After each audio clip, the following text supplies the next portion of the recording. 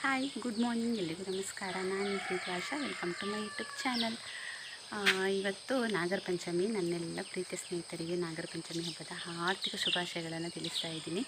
ದೇವರು ನಿಮ್ಮೆಲ್ಲರಿಗೂ ಕೂಡ ಆಯುಷ್ಯ, ಆರೋಗ್ಯ, ನೆಮ್ಮದಿ ಪ್ರತಿಯೊಂದನ್ನು ಕೂಡ ಕೊಟ್ಟು ಕಾಪಾಡಲಿ, ನಿಮ್ಮ ಆಸೆಗಳೆಲ್ಲ ನೆರವೇರಲಿ ಅಂತ ಅಂದ್ಬಿಟ್ಟು ನಾನು ಕೂಡ ನಿಮಗೋಸ್ಕರ ದೇವರಲ್ಲಿ ಪ್ರಾರ್ಥಿಸ್ತೀನಿ. ಸೊ ಇವತ್ತು ನಾಗರ ಪಂಚಮಿ ದಿನ ಅಂತ ಹೇಳ್ಬೋದು. ಬೆಳಿಗ್ಗೆ ಸ್ವಲ್ಪ ಬೇಗ ಎದ್ದಿದ್ದೆ ನಾನು. ಇವಾಗ ರೆಡಿಯಾಗಿದ್ದೀನಿ.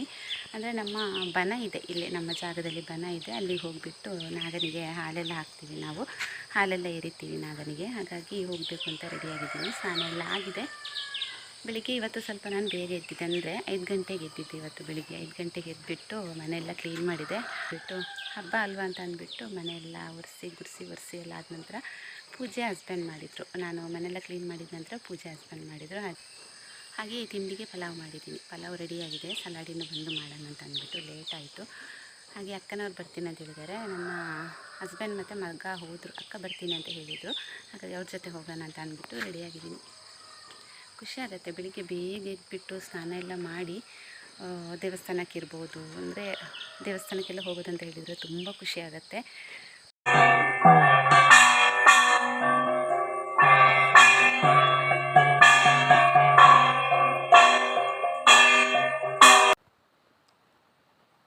ಈ ನಾಗನ ಬನ ನಮ್ಮ ಮನೆ ಹತ್ರನೇ ಇರೋದು. ಅಂದರೆ ನಾವು ಇರುವಂತಹ ಜಾಗಕ್ಕೆ ಸಂಬಂಧಪಟ್ಟಂತಹ ಒಂದು ಬನ ಅಂತ ಹೇಳ್ಬೋದು.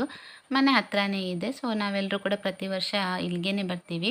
ನಮ್ಮ ಜಾಗಕ್ಕೆ ಸಂಬಂಧಪಟ್ಟಂತಹ ನಾಗನ ಬನ ಅಂತ ಹೇಳ್ಬೋದು ಇದನ್ನು. ಸೊ ಪ್ರಕೃತಿ ಮಧ್ಯದಲ್ಲಿ ಇರುವಂತಹ ಬನ, ತುಂಬಾ ಒಂದು ಪೀಸ್ಫುಲ್ ಆದಂತಹ ಒಂದು ಜಾಗ ಅಂತ ಹೇಳ್ಬೋದು. ಸುತ್ತ ಗದ್ದೆ ಇದೆ. ಈ ಬನ ಸುತ್ತ ತುಂಬ ಚೆನ್ನಾಗಿರುವಂತಹ ಗದ್ದೆ ಇದೆ. ತುಂಬ ಒಳ್ಳೆ ರೀತಿಯಾದಂತಹ ಒಂದು ವೈಬ್ಸ್ ಕೂಡ ಇತ್ತಲ್ಲಿ. ಇಲ್ಲಿ ನೋಡ್ತಾ ಇರ್ಬೋದು ನೋಡಿ, ಎಷ್ಟು ದೊಡ್ಡದಾದಂತಹ ಗದ್ದೆ. ತುಂಬ ಜನರದ್ದು ಇದೆ ಇಲ್ಲಿ, ಒಬ್ಬೊಬ್ಬರದ್ದೇನಲ್ಲ, ತುಂಬ ಜನರದ್ದು ಗದ್ದೆ ಇದೆ. ಸೊ ಒಂದು ಒಳ್ಳೆ ನೇಚರ್ ಮಧ್ಯದಲ್ಲಿ ಇರುವಂತಹ ಸುಂದರವಾದಂತಹ ಒಂದು ನಾಗನ ಬನ ಅಂತ ಹೇಳಿದ್ದೆ ತಪ್ಪಾಗ್ಲಾರ್ದು. ಪೂಜೆ ಎಲ್ಲ ಮುಗಿಸಿ ಮನೆಗೆ ಬಂದಿದ್ದೀವಿ. ಟೀ ಮಾಡ್ತಾಯಿದ್ದೀನಿ. ಪಲಾವ್ ಮಾಡಿದ್ದೆ ಬೆಳಿಗ್ಗೆನೆ. ಹಾಗೆ ಪಲಾವ್ ಬಂದು ಸಲಾಡ್ ಕೂಡ ಈಗ ಮಾಡಿ ಸಲಾಡ್ ಈಗ ಮಾಡಿಕೊಂಡೆ. ಪಲಾವ್ ಆದರೆ ಬೆಳಿಗ್ಗೆನೆ ಮಾಡಿದ್ದೆ ನಾನು. ಅದಾದಮೇಲೆ ಪಲಾವ್ ಬ್ರೇಕ್ಫಾಸ್ಟ್, ಪಲಾವ್ ಹಾಗೆ ಕಚ್ಚಂಬರ್. ನಾವು ಕಚ್ಚಂಬರ್ ಅಂತ ಹೇಳೋದು ಸಲಾಡಿಗೆ. ಸಲಾಡ್ ಅಂತ ಕನ್ನಡದಲ್ಲಿ ಹೇಳ್ತೀವಿ, ತುಳುವಳಿ ಹೇಳೋದಾದರೆ ಕಚ್ಚಂಬರ್ ಅಂತಲೇ ಹೇಳೋದು. ಹಾಗೆ ಕರೆಕ್ಟ್ ಟೈಮ್ಗೆ ನಮ್ಮದು ಪೂಜೆ ಎಲ್ಲ ಮುಗೀತು ಅಂತ ಹೇಳ್ಬೋದು ಇವತ್ತು. ಇಲ್ಲ ಅಂತ ಹೇಳಿದರೆ ಸ್ವಲ್ಪ ಲೇಟ್ ಆದರೂ ಕಷ್ಟ, ಬೇಗ ಆದರೂ ಕಷ್ಟ, ಈ ಥರ ಎಲ್ಲ ಆಗುತ್ತೆ. 8 ಗಂಟೆಗೆ ಪೂಜೆ ಎಲ್ಲ ಆರಾಮಾಗಿ ಮುಗಿಸಿದ್ರು. ಅದು ನಮಗೆ ಅಂದರೆ ಮಕ್ಕಳೆಲ್ಲ ಸ್ಕೂಲಿಗೆ ಹೋಗ್ತಾರಲ್ವ, ಅಮ್ಮಂದಿರಿಗೆಲ್ಲ ತುಂಬ ಒಂದು ಒಳ್ಳೆಯದಾಯಿತು ಅಂತ ಹೇಳ್ಬೋದು. ಇಲ್ಲ ಅಂತ ಹೇಳಿದರೆ ಒಂದೊಂದು ಸಲ ಕೆಲವೊಂದು ವರ್ಷ ಏನಂತ ಹೇಳಿದರೆ ಲೇಟ್ ಆಗ್ತಾಯಿತ್ತು, ಮಧ್ಯಾಹ್ನ ಎಲ್ಲ ಆಗ್ತಾಯಿತ್ತು. ಅದಕ್ಕಿಂತ ಇದೇ ಬೆಟರ್ ಅಲ್ವಾ. ಬೆಳಿಗ್ಗೆ ಬೇಗ ನಾಗನಿಗೆ ಹಾಲೆಲ್ಲ ಹಾಕಿದರೆ ತುಂಬ ಒಳ್ಳೆಯದು. ಅಂದರೆ ಫ್ರೆಶ್ ಇರುತ್ತೆ ಹಾಲು ಕೂಡ. ಒಂದೊಂದು ಸಲ ಮಧ್ಯಾಹ್ನ 12 ಗಂಟೆ ಹೊತ್ತಿಗೆಲ್ಲ ಅರ್ಚಕರು ಬರ್ತಾಯಿದ್ರು. ಅವಾಗೆಲ್ಲ ಹಾಲೆಲ್ಲ ಹಾಳಾಗಿ ಹೋಗ್ತಾಯಿತ್ತು ಮಧ್ಯಾಹ್ನ ಟೈಮ್ಗೆಲ್ಲ. ಬೆಳಿಗ್ಗೆ ಹಾಲು ಕರೆದಿರ್ತಾರಲ್ವ, ಅದು ಮಧ್ಯಾಹ್ನದ ಹೊತ್ತಿಗೆ ಹಾಳಾಗ್ತಾಯಿತ್ತು. ಹಾಲು ಕರೆದಿರ್ತಾರಲ್ವ, ಆವಾಗಲೇ ತೊಗೊಂಡೋಗಿ ನಾಗನಿಗೆ ಎರಿಬೇಕಂತೆ. ಅದು ತುಂಬ ಶ್ರೇಷ್ಠ ಅಂತ ಹೇಳ್ತಾರೆ. ಈ ವರ್ಷ ಹಾಗೆ ಆಯಿತು ಅಂತ ಹೇಳ್ಬೋದು. ಕರೆಕ್ಟಾಗಿ ಒಂದು 7 ಗಂಟೆ ಹೊತ್ತಿಗೆ ಹಾಲಿನ ಅಭಿಷೇಕ ಎಲ್ಲ ಆಗಿದೆ ನಾಗನಿಗೆ. ತುಂಬ ಖುಷಿ ಆಯಿತು ನೋಡಿ. ಒಂಥರ ಪ್ರಕೃತಿ ಮಧ್ಯದಲ್ಲಿರುವಂತಹ ನಾಗನ ಬನ ನಮ್ಮದು. ಒಂಥರ ಒಳ್ಳೆ ರೀತಿಯಾದಂತಹ ವೈಬ್ಸ್ ಕೂಡ ಅಲ್ಲಿ ಇದು ಇರುತ್ತೆ. ಹಾಗೆ ಪಲಾವ್ ಸಿಂಪಲ್ಲಾಗಿ ಮಾಡಿದ್ದು ಇವತ್ತು ನಾನು. ಬೆಳಗ್ಗಿನ ಒಂದು ಗಡಿಬಿಡಿಯಲ್ಲಿ ಮಾಡಿದಂತಹ ಪಲಾವ್ ಅಂತ ಹೇಳ್ಬೋದು. ಸ್ವಲ್ಪ ಕೊತ್ತಂಬರಿ ಸೊಪ್ಪಿಂದು ಪೇಸ್ಟ್, ಶುಂಠಿ ಬೆಳ್ಳುಳ್ಳಿ ಪೇಸ್ಟ್ ಎಲ್ಲ ಹಾಕಿಬಿಟ್ಟು ಸ್ವಲ್ಪ ಗರಂ ಮಸಾಲ ಪೌಡ್ರ್ ಹಾಕಿ ಚಿಲ್ಲಿ ಪೌಡ್ರ್ ಹಾಕಿ ಮಾಡಿದಂಥ ಪಲಾವು ಚೆನ್ನಾಗಿದೆ. ಒಂಥರ ಟೇಸ್ಟ್ ಚೆನ್ನಾಗಿ ಬಂದಿದೆ. ಹಾಗೆ ಸಲಾಡಿಗೂ ಅಷ್ಟೇ ಕಾಯಿ ಮೆಣಸೆಲ್ಲ ಹಾಕೋದು ಕಡಿಮೆ ನಾನು. ಬರೀ ಮುಳ್ಳು ಸೌತೆ ಆಮೇಲೆ ಈರುಳ್ಳಿ ಅಷ್ಟನ್ನು ಹಾಕಿಬಿಟ್ಟು ಸಲಾಡ್ ಕೂಡ ಮಾಡ್ಕೊಂಡಿದ್ದೀನಿ. ಒಂದು ಕಡೆ ಟೀ ಇಲ್ಲಿ ಕುದೀತಾ ಇದೆ.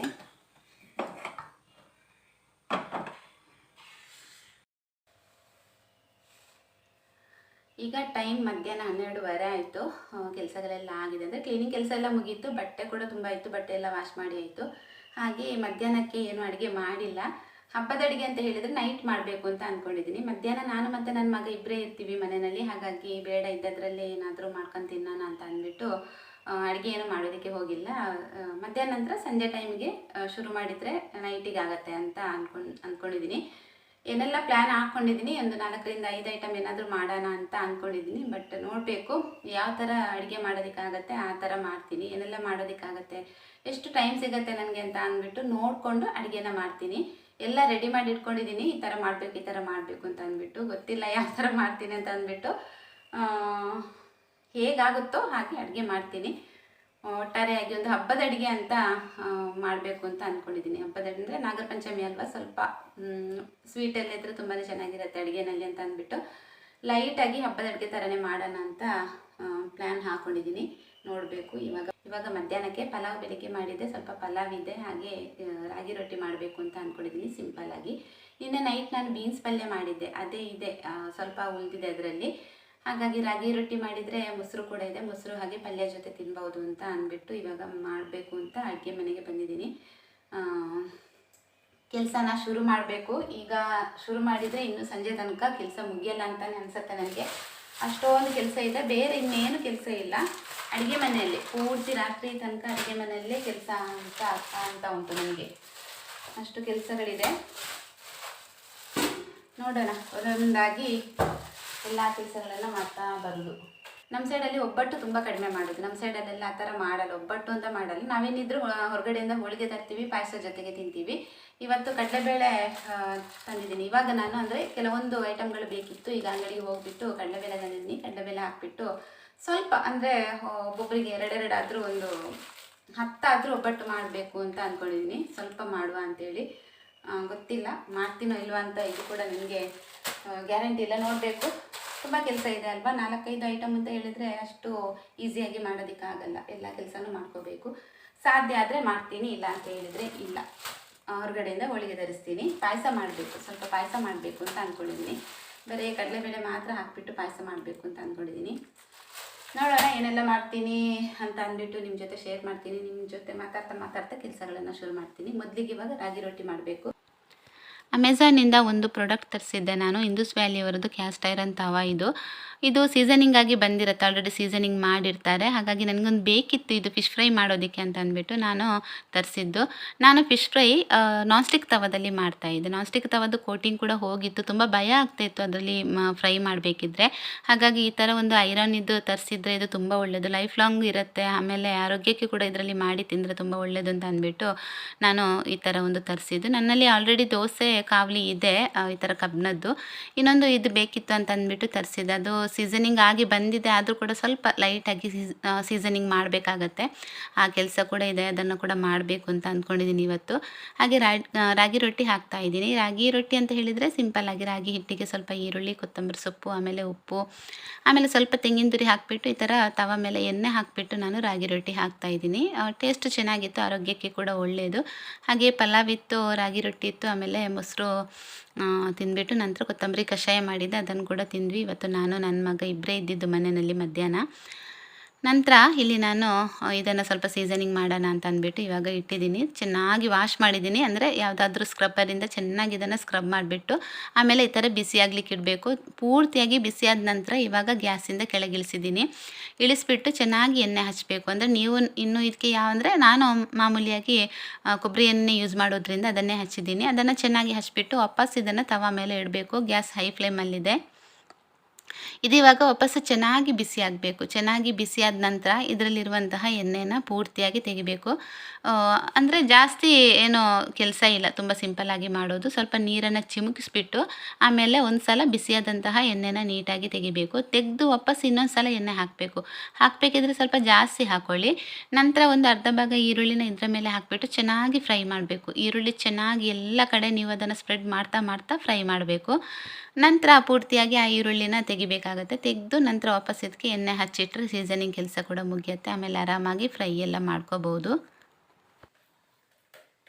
ಈಗ ಅರಿಶಿನ ಎಲ್ಲ ಕಡುಬು ಮಾಡ್ತಾ ಇದ್ದೀನಿ. ಹೋಳಿಗೆಗೆ ಹೂರಣ ರೆಡಿಯಾಗಿದೆ, ಹೂರಣ ರೆಡಿ ಮಾಡಿ ಇಟ್ಕೊಂಡಿದ್ದೀನಿ. ಹಾಗೆ ಕನಕ ಕೂಡ ರೆಡಿ ಮಾಡಿ ಇಟ್ಕೊಂಡಿದ್ದೀನಿ.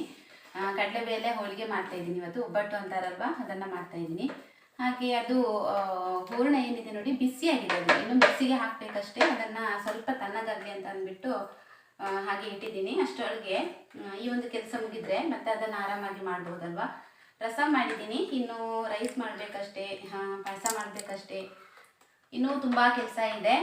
ಹಾಗಾಗಿ ಇದೊಂದು ಕೆಲಸ ಆಗಲಿ ಅಂತ ಅಂದ್ಬಿಟ್ಟು ಇವಾಗ ಇದನ್ನು ಮಾಡ್ತಾ ಇದ್ದೀನಿ.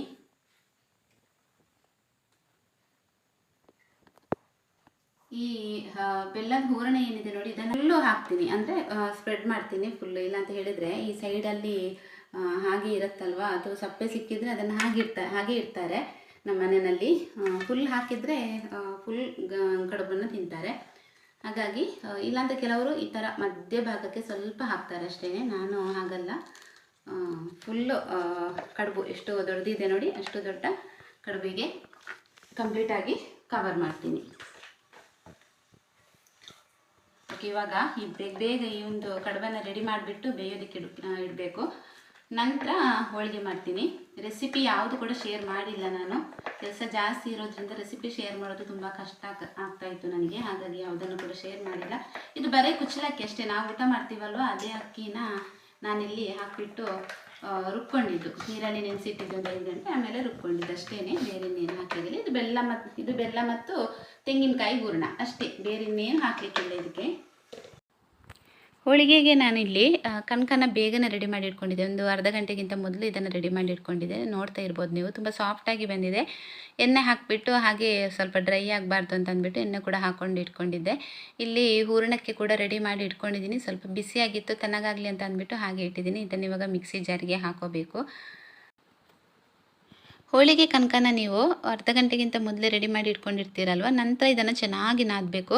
ಒಂದು 10 ನಿಮಿಷ ಆದರೂ ಕೈಯಲ್ಲಿ ತುಂಬಾ ಚೆನ್ನಾಗಿ ನಾದಬೇಕಾಗತ್ತೆ, ಆವಾಗಲೇ ಹೋಳಿಗೆ ತುಂಬಾ ಸಾಫ್ಟಾಗಿ ಬರೋದು. ನೀವು ಹೋಳಿಗೆ ಕನಕ ಎಷ್ಟು ತೊಗೊಂಡಿರ್ತೀರೋ ಅದರ ಡಬ್ಬಲ್ ದೊಡ್ಡದಷ್ಟು ನೀವು ಹೂರಣನ ತೊಗೊಳ್ಬೇಕಾಗತ್ತೆ, ಆವಾಗ ಪರ್ಫೆಕ್ಟಾಗಿ ಬರುತ್ತೆ. ನಾನು ಈ ಥರ ಪ್ಲಾಸ್ಟಿಕ್ ರ್ಯಾಪರ್ ಹಾಕ್ಕೊಂಡಿದ್ದೀನಿ ಮನೆ ಮೇಲೆ. ನೀವು ಬೇಕಿದ್ರೆ ಬಾಳೆ ಎಲೆ ಹಾಕೋಬೋದು, ಇಲ್ಲ ಅಂತ ಹೇಳಿದರೆ ಈ ಬಟರ್ ಪೇಪರ್ ಇರುತ್ತಲ್ವ ಅದರಿಂದ ಮಾಡ್ಕೋಬೋದು. ನನಗೆ ಸ್ವಲ್ಪ ಅನ್ಕಂಫರ್ಟೇಬಲ್ ಫೀಲ್ ಆಯಿತು ಈ ಪ್ಲಾಸ್ಟಿಕ್ ಮೇಲೆ ಹಾಕಿಬಿಟ್ಟು.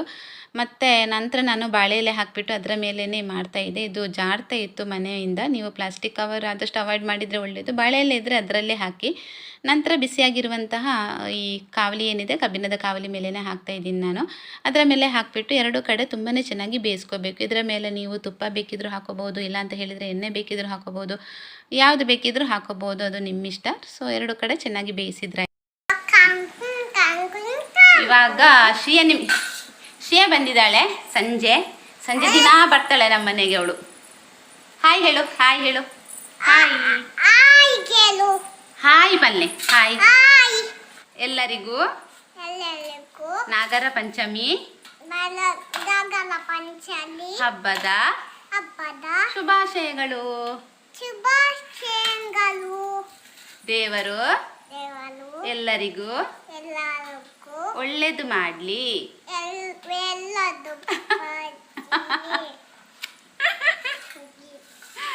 ಹೋಳಿಗೆ ತಿನ್ನಲಿಕ್ಕೆ ಬಂದದ್ದವಳು, ಒಬ್ಬಟ್ಟು ತಿನ್ನಲಿಕ್ಕೆ. ಒಬ್ಬಟ್ಟು ಮಾಡ್ತಾ ಇದ್ದೀನಿ. ಒಬ್ಬಟ್ಟು ಮಾಡ್ತಾ ಇರಬೇಕಿದ್ರೆ ಏನು ಹೇಳ್ತಾಳೆ ಗೊತ್ತುಂಟು ಅವಳು, ನನಗೆ ಗೋಳಿ ಬಜೆ ಕೊಡು, ಗೋಳಿ ಬಜೆ ಮಾಡ್ತಾ ಇದ್ದೀಯಲ್ವ, ನನಗೆ ಗೋಳಿ ಬಜೆ ಕೊಡು ಅಂತ ಹೇಳ್ತಾ ಇದ್ದಾಳೆ. ಸುಮ್ಮನೆ ಅದು ತಿನ್ನೋದಿಲ್ಲ ಅವಳು, ಕೇಳೋದು ಮಾತ್ರ, ತಿನ್ನಲಿಕ್ಕೆ ಬೇಡ ಅವಳಿಗೆ. ಹಾಗಾಗಿ ಅವಳಿಗೋಸ್ಕರ ಅಂತ ಅಂದ್ಬಿಟ್ಟು ಇವಾಗ ಒಂದು ಚಿಕ್ಕದಾದಂತಹ ಹೋಳಿಗೆ ಮಾಡಿದ್ದೀನಿ ನೋಡಿ. ಅವಳು ಚಿಕ್ಕ ಹುಡುಗಿ ಅಲ್ವಾ, ಹಾಗಾಗಿ ಚಿಕ್ಕದಾದಂತಹ ಒಂದು ಹೋಳಿಗೆ ಅವಳಿಗೋಸ್ಕರ ಅಂತ ಅಂದ್ಬಿಟ್ಟು ಮಾಡಿದ್ದೀನಿ. ಮಾತಾಡ್ಕೊಂಡೇ ಇರ್ತಾಳೆ ಅವಳು, ಮಾತಾಡ್ಸ್ಕೊಂಡಿರ್ತಾಳೆ ನಾನು, ಅದು ಕೊಡು ಇದು ಕೊಡು, ಅದು ಕೊಡು ಇದು ಕೊಡು ಅಂತ ಅಂದ್ಬಿಟ್ಟು ಅಲ್ವಾ. ಓಕೆ, ಇವಾಗ ಇದು ಗ್ಯಾಸ್ ಆಫ್ ಮಾಡಿಕೊಂಡೆ. ಅರಶಿನ ಎಳೆ ಕಡುಬು ಬಿಸಿ ಬಿಸಿಯಾಗಿದೆ ನೋಡಿ, ಚೆನ್ನಾಗಿ ಬೆಂದಿದೆ ಕೂಡ. ನನಗೆ ಅಷ್ಟೊಂದು ಇಷ್ಟ ಇಲ್ಲ ಅರಶಿನ ಎಲೆ ಕಡುಬು ಅಂತ ಹೇಳಿದರೆ, ನನಗೆ ಅಷ್ಟೊಂದು ಇಷ್ಟ ಇಲ್ಲ. ನಾನು ಏನು ಮಾತಾಡ್ತೀನಿ ನೋಡಿ ಅದನ್ನೇ ಮಾತಾಡ್ತಾ ಇದ್ದಾಳೆ ಅವಳು ನೋಡಿ. ನಾನು ಏನು ಹೇಳ್ತಾ ಇದ್ದೀನೋ ಅದನ್ನೇ ಹೇಳ್ತಾ ಇದ್ದಾಳೆ ನೋಡಿ. ಅವಳ ಹಲ್ಲೆಷ್ಟು ಚಂದ ಉಂಟು ನೋಡಿ, ನೋಡಿ ಅವಳ ಹಲ್ಲೆಷ್ಟು ಚಂದ ಉಂಟು ನೋಡಿ. ಎಂತ ಬೇಕು ನಿನಗೆ, ನಿನಗೀಗ ಎಂತ ಬೇಕು ತಿನ್ನಲಿಕ್ಕೆ? ಗೋಳಿ ಬಜೆ ಬೇಕು ಅವಳಿಗೆ. ಗೋಳಿ ಬಜೆ ಮಾಡೋದಂತೆ ನಾನು, ಹೋಳಿಗೆ ಅಲ್ಲ, ಹೋಳಿಗೆ ಅಂತ ಹೇಳಿಕ್ಕೆ ಬರುವುದಿಲ್ಲ ಅವಳಿಗೆ, ಗೋಳಿ ಬಜೆ ಅಲ್ವಾ. ಗೋಳಿ ಬಜೆ ಮಾಡೋದಲ್ವ ನಿಮಗೆ ನಾನು. ಚಿಕ್ಕದಾದಂತಹ ಹೋಳಿಗೆ ಸುಮ್ಮನೆ ಕೇಳ್ತಾಳೆ. ಒಂದೊಂದ್ಸಲ ತಿಂತಾಳೆ, ಏನಾದರೂ ಕೊಟ್ಟರೆ ಒಂದೊಂದ್ಸಲ ತಿಂತಾಳೆ, ಒಂದೊಂದ್ಸಲ ತಿನ್ನಲ್ಲ. ಅದು ಏನಾದರೂ ಬೇಕ್ರಿ ಐಟಮ್ ಏನಾದರೂ ಇದ್ದರೆ ಅದನ್ನು ಕೊಟ್ಟರೆ ತಿಂತಾಳೆ. ಹುರಿಗಡಲೆ ಪಪ್ಪು ಅಂತ ಹೇಳಿದರೆ ತುಂಬ ಇಷ್ಟ ಅವಳಿಗೆ. ಕಡಲೆದ ಬೇಳೆ ಕೊರಲೆ ಅಂತ ಕೇಳ್ತಾ ಇರ್ತಾಳೆ. ಕಡಲೆಯ ಬೇಳೆ ಕೊಡಿ ಅಂತ ಅಂದ್ಬಿಟ್ಟು ನೋಡಿ, ನಾನು ಮಾತಾಡೋದು ನೋಡಿ ಅವಳು.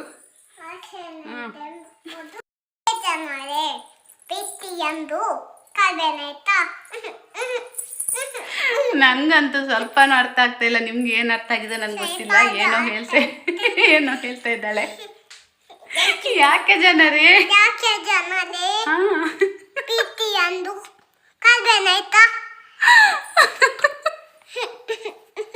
ಎರಡು ಬಿಡ್ಬೇಕು ಅವಳಿಗೆ, ಪೆಟ್ಟು ಕೊಡ್ಬೇಕು ಅವಳಿಗೆ. ಎಂತದಿದು? ಕೂತ್ಕೋ, ಬಿಸಿ ಉಂಟು, ಕೂತ್ಕೋ ಇಲ್ಲೇ, ಕೂತ್ಕೋ, ಕೆಳಗಡೆ ಕೂತ್ಕೋ ತಿನ್ನು. ಬಿಸಿ ಉಂಟು. ಎಂತದಿದು? ಇದೆಂತದು ಹೇಳು. ಹೆಂಚಿನ ಒಂದು ಗೋಳಿ ಬಜ್ಜಿ ಅಲ್ಲ, ಅದು ಹೋಳಿಗೆ. ಓಕೆ ಫ್ರೆಂಡ್ಸ್, ಇವಾಗ ಆಗಿಲ್ಲ ಇನ್ನೂ ಕೂಡ ಹೋಳಿಗೆ ಕೆಲಸ ಮುಗ್ದಿಲ್ಲಪ್ಪ ದೇವ್ರೆ. ಇದು ತುಂಬ ಕಷ್ಟದ ಕೆಲಸ ಅಂತ ಅನ್ನಿಸ್ತು ನನಗೆ. ಒಬ್ಬಟ್ಟು ಮಾಡೋದು ಇಬ್ಬರು ಬೇಕಾಗತ್ತೆ, ಇಬ್ಬರು ಇದ್ದರೆ ಮಾಡ್ಬೋದು. ಇಲ್ಲಾಂತ ಹೇಳಿದರೆ ಒಂದು ಸ್ವಲ್ಪ ಕ್ವಾಂಟಿಟಿ ಆದರೆ ಮಾಡ್ಬೋದು. ಅಂದರೆ ಒಂದು 7-8 ಹೋಳಿಗೆ ಆದರೆ ಆರಾಮಾಗಿ ಮಾಡ್ಬೋದು. ನನಗೆ ಸ್ವಲ್ಪ ಜಾಸ್ತಿ ಬೇಕಿತ್ತು, ಸ್ವಲ್ಪ ಜಾಸ್ತಿ ಮಾಡ್ತಾಯಿದ್ದೀನಿ. ಹಾಗೆ ಆಯಿತು, ಇನ್ನು ಸ್ವಲ್ಪನೇ ಇರೋದು ಪೂರ್ಣ. ಇದನ್ನೊಂದು ಮುಗಿಸಿ ಆಮೇಲೆ ಸಿಗ್ತೀನಿ ನಿಮಗೆ. ಇವಾಗ ರಸಮ್ ಒಂದು ಮಾಡಿಟ್ಟಿದ್ದೀನಿ ಅಷ್ಟೇ. ಆಮೇಲೆ ಅನ್ನ ಆಗಬೇಕು, ಬೀಟ್ರೋಟ್ ಪಲ್ಯ ಮಾಡಬೇಕು, ಏನೆಲ್ಲ ಪ್ಲ್ಯಾನ್ ಇತ್ತು. ಸಾಂಬಾರು ಮಾಡಬೇಕು ಅದು ಇದು ಅಂತೇಳಿ ಒಂದು ಸಾಗಲಿಲ್ಲ. ಅರಿಶಿನ ಎಲ್ಲ ಕಡುಬು ಆಯಿತು, ರಸಮ್ ಆಯಿತು, ಹೋಳಿಗೆ ಆಯಿತು. ಒಂದು 4-5 ಹೋಳಿಗೆ ಮಾಡ್ಬೋದು. ಇನ್ನೊಂದು 4-5 ಹೋಳಿಗೆ ಮಾಡಿದರೆ ಹೋಳಿಗೆ ಕೆಲಸ ಆಯಿತು. ನೈಟ್ ಇನ್ನು ಪಾಯಸ ಮಾಡಬೇಕು ಅಂತ ಅಂದ್ಕೊಂಡೆ. ಅದು ಮಾಡ್ತೀನೋ ಇಲ್ವೋ ಗೊತ್ತಿಲ್ಲ. ಆಮೇಲೆ ವೈಟ್ ರೈಸ್ ಒಂದು ಮಾಡಬೇಕು, ಪಲ್ಯ ಮಾಡಬೇಕು, ಬೀಟ್ರೂಟ್ ಆದರೆ ಪಾಯಸ ಮಾಡ್ತೀನಿ. ಇಲ್ಲ ಅಂತ ಹೇಳಿದರೆ ಇಲ್ಲ. ಸ್ವೀಟಿಗೋಸ್ಕರ ಅಂತ ಅಂದ್ಬಿಟ್ಟು ಒಬ್ಬಟ್ಟು ಮಾಡಿದ್ದೀನಲ್ವ, ಒಬ್ಬಟ್ಟಿಗೆ ತುಪ್ಪ ಹಾಕ್ಕೊಂಡು ತಿಂತೀವಿ. ಸೊ ಓಕೆ, ಇವಾಗ ಪಟಪಟ ಅಂತ ಈ ಕೆಲಸಗಳನ್ನು ಮುಗಿಸಿ ಆಮೇಲೆ ವಿಡಿಯೋ ಕಂಟಿನ್ಯೂ ಮಾಡ್ತೀನಿ. ಅಲ್ಲಿ ಹೋಳಿಗೆ ತಿಂದರೆ ದಾಯಿಗ್ ಉಪ್ಪು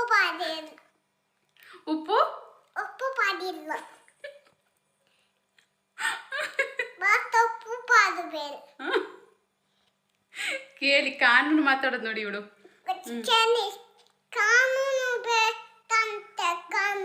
ಕಾನೂನು ಬೇಕಂತೆ. ಉಪ್ಪಾಕ್ಲಿಲ್ಲ ಅಂತೆ ಅವಳಿಗೆ. ಹೋಳಿಗೆ ತಿಂದಿಯಾ ಅಂತ ಕೇಳಿದಕ್ಕೆ ಸ್ವಲ್ಪ ತಿಂದು ಒಂದು ಅರ್ಧ ಭಾಗ ತಿಂದಿದ್ದಾಳೆ ನೋಡಿ. ಇಷ್ಟು ತಿಂದಿದ್ದಾಳೆ. ಇಷ್ಟು ತಿಂದು ಅದಕ್ಕೆ ಉಪ್ಪು ಹಾಕ್ಲಿಲ್ಲ, ನನಗೆ ಬೇಡ ಅದು ಚಂದ ಅಂದರೆ ಅದು ಒಳ್ಳೇದಿಲ್ಲ, ಅದಕ್ಕೆ ಉಪ್ಪು ಹಾಕ್ಲಿಲ್ಲ ನೀವು, ನನಗೆ ಉಪ್ಪು ಹಾಕಿ ಕೊಡಿ ಅಂತ ಹೇಳ್ತಾ ಇದ್ದಾರೆ. ಏನು ಹೇಳೋಣ ಈ ಮಕ್ಕಳ ಮಾತಿಗೆ ಹೇಳಿ. ಅಲ್ವಾ? ಇವಳು ಬಂದರೆ ಒಳ್ಳೆ ಟೈಮ್ ಪಾಸ್ ಆಗತ್ತೆ. ಏನಾದರೂ ಮಾತಾಡ್ಕೊಂಡಿರ್ತಾಳೆ. ಕೆಳಗಿಲಿ, ನೀನು ಕೆಲಸ ಮಾಡ್ಲಿಕ್ಕೆ ಉಂಟು ನನಗೆ, ಕೆಳಗಿಲಿ. ತಿನ್ನು ಆಯ್ತಾ? ತಿಂತಾ ಇರೋ. ಅಕ್ಕ ಓದ್ತಾ ಇದ್ದಾಳೆ. ಆದ್ವಿ ಅಕ್ಕ, ಡಿಸ್ಟರ್ಬ್ ಮಾಡಬೇಡ. ಈಗ ಪಿಸ್ತಾ ಉಂಟಿಲ್ಲಿ, ಪಿತ್ತ. ಈಗ ಪಿಸ್ತಾ ಬೇಕಂತೆ, ಪಿತ್ತ ಕೊಡಿ ಅಂತೇಳಿ. ಪಿಸ್ತಾ ಅಂತ ಬರೋದಿಲ್ಲ ಅವಳಿಗೆ ಹೇಳಲಿಕ್ಕೆ. ಎಂತ ಬೇಕು? ಪಿತ್ತ. ಹಾಗೆ ಏನೇನೋ ಅಡುಗೆ ಮಾಡಬೇಕು ಅಂತ ಪ್ಲ್ಯಾನ್ ಇತ್ತು, ಬಟ್ ಅದೇನೇನೋ ಆಗಿ ಹೋಯಿತು ಅಂತ ಹೇಳ್ಬೋದು. ಸಿಂಪಲ್ಲಾಗಿ ಇವತ್ತೊಂದು ಹಬ್ಬದ ಅಡುಗೆನ ಮುಗಿಸಿದೆ ನಾನು. ಅಡುಗೆಗೆ ಇವತ್ತು ಉಪ್ಪಿನಕಾಯಿ ಇತ್ತು. ನಂತರ ಇಲ್ಲಿ ಕಡುಬು ಮಾಡಿದ್ದೆ, ಅರಿಶಿನೆಲೆ ಕಡುಬು. ಇದು ನಮಗೆ ಆಗಲೇಬೇಕು ನಾಗರ ಪಂಚಮಿ ದಿವಸ, ಅದನ್ನು ಮಾಡಿದ್ದೆ. ನಂತರ ಮೊಸರಿತ್ತು, ರಸಮ್ ಇತ್ತು, ವೈಟ್ ರೈಸ್ ಮಾಡಿದ್ದೆ. ಹಬ್ಬದ ಅಡುಗೆ ಅಂತ ಹೇಳಿದರೆ ನಾನು ಹೆಚ್ಚಾಗಿ ಯಾವಾಗಲೂ ವೈಟ್ ರೈಸ್ ಮಾಡ್ತೀನಿ. ನಂತರ ಹಪ್ಪಳ ಇತ್ತು, ಬೀಟ್ರೋಟ್ ಪಲ್ಯ ಮಾಡಿದ್ದೆ.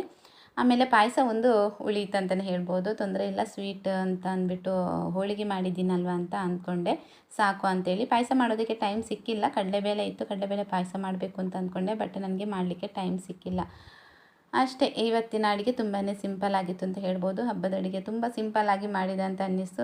ಇನ್ನು ನೆಕ್ಸ್ಟ್ ಹಬ್ಬಗಳು ಬರ್ತಾ ಇರುತ್ತಲ್ವ, ಆವಾಗ ಡಿಫ್ರೆಂಟಾಗಿ ಮಾಡೋಣ ಅಂತ ಅಂದ್ಕೊಂಡೆ. ಹೋಳಿಗೆ ಮಾತ್ರ ತುಂಬ ಚೆನ್ನಾಗಿ ಬಂದಿತ್ತು, ಸಾಫ್ಟಾಗಿ ಬಂದಿತ್ತು. ನಾನು ತುಂಬ ಸಮಯ ಆಯಿತು ಮಾಡದೆ. ಇದಕ್ಕಿಂತ ಮೊದಲು ತುಂಬ ಸಲ ಮಾಡಿದ್ದೀನಿ ನಾನು, ಈ ಥರ ಒಬ್ಬಟ್ಟು ಮಾಡಿದ್ದೀನಿ. ಅಂದರೆ ಇವಾಗ ಮಾತ್ರ ತುಂಬ ಸಮಯ ಆಯಿತು. ಹಾಗಾಗಿ ಇವತ್ತು ಹಬ್ಬ ಅಲ್ವಾ ಹೇಗೂ, ಹಾಗಾಗಿ ಮಾಡೋಣ ಅಂತ ಅಂದ್ಬಿಟ್ಟು ಮಾಡಿದ್ದೀನಿ. ಸ್ವೀಟೆಲ್ಲ ಕರೆಕ್ಟಾಗಿ ಬಂದಿತ್ತು. ಇನ್ನೊಂದು ಸಲ ಮಾಡಬೇಕಿದ್ರೆ ನಾನು ರೆಸಿಪಿನ ಖಂಡಿತವಾಗ್ಲೂ ಶೇರ್ ಮಾಡ್ತೀನಿ. ಇವತ್ತು ಗಡಿಬಿಡಿನಲ್ಲಿ ನನಗೆ ರೆಸಿಪಿ ಎಲ್ಲ ಶೇರ್ ಮಾಡೋದಕ್ಕೆ ಆಗಿಲ್ಲ. ವೀಡಿಯೋ ಶೂಟ್ ಮಾಡೋದಕ್ಕೆ ಕಷ್ಟ ಆಗ್ತಾಯಿತ್ತು. ಒಬ್ಬಳೇ ಎಲ್ಲನೂ ಮಾಡ್ಕೋಬೇಕಲ್ವಾ, ಈ ಕಡೆಯಿಂದ ಅಡುಗೆ ಮಾಡ್ಕೋಬೇಕು, ಆ ಕಡೆಯಿಂದ ವೀಡಿಯೋ ಮಾಡಬೇಕು ಅಂತ ಹೇಳಿದರೆ ತುಂಬ ಕಷ್ಟ ಆಗುತ್ತೆ. ಸೊ ಹಾಗಾಗಿ ನಾನಿವತ್ತು ಯಾವುದೇ ರೆಸಿಪಿನ ಶೇರ್ ಮಾಡೋದಕ್ಕೆ ಹೋಗಿಲ್ಲ. ನೆಕ್ಸ್ಟ್ ಟೈಮ್ ಮಾಡಿದಾಗ ಖಂಡಿತವಾಗ್ಲೂ ಶೇರ್ ಮಾಡ್ತೀನಿ. ಓಕೆ ಸ್ನೇಹಿತರೆ, ಇವತ್ತಿನ ಲಾಗ್ನ ಇಲ್ಲಿಗೆ ಎಂಡ್ ಮಾಡ್ತಾ ಇದ್ದೀನಿ. ಇನ್ನೇನು ಊಟ ಟೈಮು, ಊಟ ಮುಗಿಸ್ಬೇಕು. ವಿಡಿಯೋ ಇಷ್ಟ ಆದರೆ ಲೈಕ್, ಶೇರ್, ಕಮೆಂಟ್ ಮಾಡಿ. ಸಿಗ್ತೀನಿ ನೆಕ್ಸ್ಟ್ ಲಾಗಲ್ಲಿ. ಅಷ್ಟೊತ್ತನಕ ಎಲ್ಲರೂ ಆರೋಗ್ಯವಾಗಿರಿ. ಟೇಕ್ ಕೇರ್, ಬಾಯ್.